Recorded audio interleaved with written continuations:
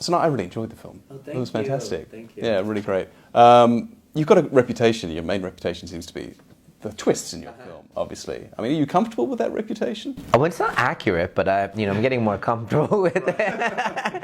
People keep mentioning it. Yeah. And I'm getting better with the ideas of the expectations. Okay. I mean, if we're talking about twists, I mean, what do you feel is a good twist? I mean, I don't really think about twists like that, like a dance move or something. I gotta hit that dance move. Right.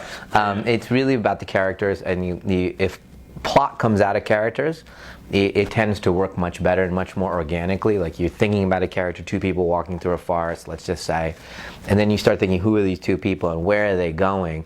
Immediately there starts to be a kind of sense of, oh, they think they're going there, and then they've been walking too long. Hey, we should have turned already. That kind of, now already plots coming out of the characters, and if I could, we had more time and we talk about who they are, more and more ideas of plot would come out of that. Often that sort of build up to the revelation Yes. is the exciting bit. Yes. Whereas I think the way that you've done it, as exciting as the build-up is, it's not that letdown. It's like, well, this is even scarier.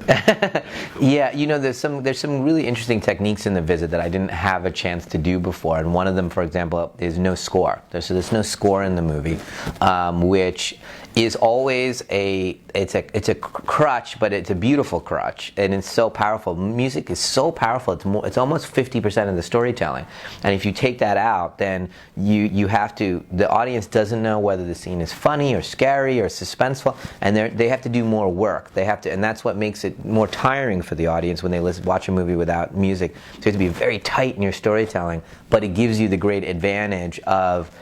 You haven't set expectations in a certain way too far.